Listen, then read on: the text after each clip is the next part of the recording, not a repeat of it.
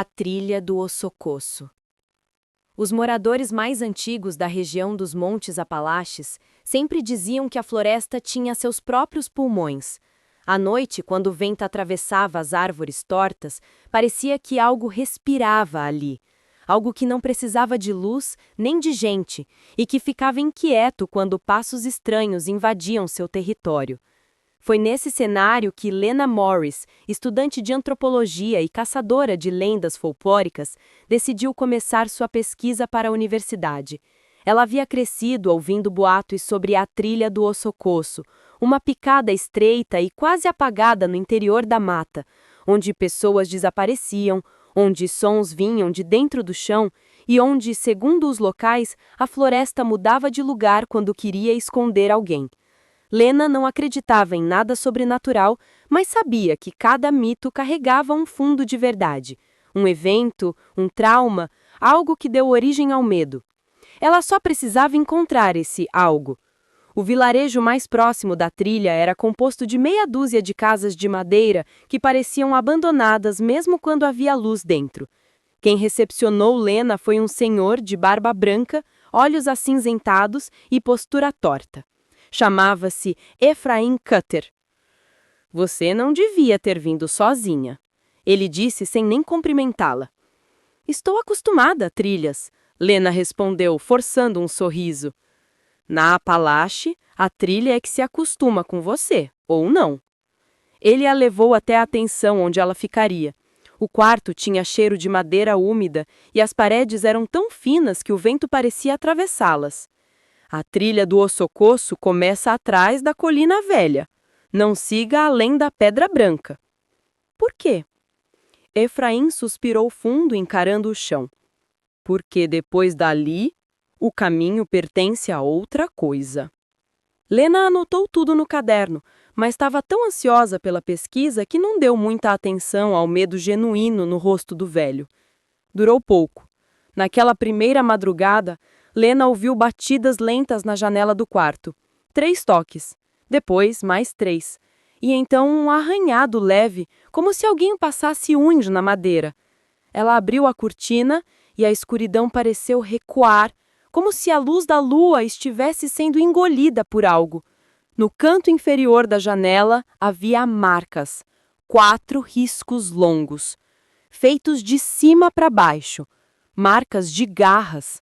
Ela engoliu seco, mas tentou racionalizar. Algum animal, pensou. Raccoon, talvez? Não dormiu mais. Na manhã seguinte, com o sol finalmente quente, Lena encarou a trilha. O começo era lindo.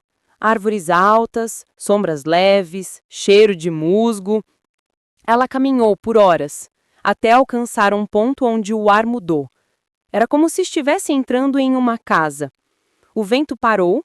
Os pássaros se calaram e então ela viu a pedra branca que Ephraim mencionara. Parecia um bloco de calcário, alto, com textura estranhamente lisa, como um osso gigantesco polido pelo tempo. Ao redor, a mata parecia mais densa, com árvores curvadas sobre si mesmas, como se estivessem ouvindo. É claro que Lena ignorou o aviso. Assim que pisou além da pedra branca, percebeu o silêncio, um silêncio pesado, quase sólido. E depois, os sussurros. Não era o vento. Eram vozes, baixas, arrastadas. Ela não conseguia distinguir palavras, mas sentia que vinham debaixo da terra. 2 horas depois de ultrapassar a Pedra Branca, Lena encontrou algo que não deveria existir ali. No chão, entre raízes, havia uma estrutura óssea longa, curva, do tamanho de uma porta. Ela se agachou e percebeu que não era parte de um animal comum. Os ossos tinham marcas de entalhes, símbolos feitos com precisão, repetidos em sequência. E ali, pela primeira vez, sentiu algo que não conseguiu explicar.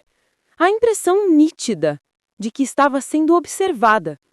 Quando levantou a cabeça, havia uma figura entre as árvores. Alto, magro demais, pele acinzentada, braços longos pendendo até quase os joelhos. A cabeça inclinada de forma impossível. Ela piscou. Num piscar, a coisa sumiu. Lena correu de volta pela trilha, mas quando olhou ao redor, percebeu que estava perdida. A pedra branca não aparecia mais. O caminho parecia se multiplicar, dobrar-se. Como Efraim dissera, a trilha mudava quando queria esconder alguém. Sem conseguir retornar antes de escurecer, Lena se viu obrigada a acampar. Ela acendeu uma fogueira pequena e tentou manter a calma. Mas, conforme a noite caía, os sons começaram. Primeiro, passos. Depois, ossos batendo. E então, a respiração. Lenta, molhada, pesada. Lena segurou a lanterna com força. Foi quando ouviu um estalo atrás dela. Ela virou rapidamente. Nada. Virou de volta e viu. A figura estava a menos de 5 metros. Dessa vez, ela pôde ver o rosto. Olhos fundos, negros, a boca aberta demais, sem dentes, apenas o vazio. E a carne do pescoço parecia partida, como se algo dentro quisesse subir. A criatura soltou um som que não parecia humano. Parecia a madeira quebrando. Lena correu sem direção, ouvindo atrás de si o som dos ossos chocando-se a cada passo da coisa que a perseguia. Ela não sabe por quanto tempo correu. O corpo tremia, o ar doía nos pulmões, até que tropeçou e caiu dentro de uma clareira circular. No centro, havia um tótem feito de ossos e couro envelhecido, pendendo como sineiros macabros.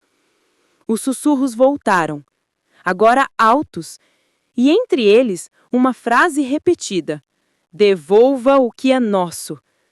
Lena olhou para as mãos e percebeu que ainda segurava o osso entalhado que havia recolhido sem pensar. A criatura surgiu na borda da clareira. Mas agora ela não estava sozinha. Outras sombras surgiram atrás dela. Corpos magros, movimentos erráticos, como marionetes seguradas por fios invisíveis. Lena colocou o osso no chão, perto do tótem. Silêncio.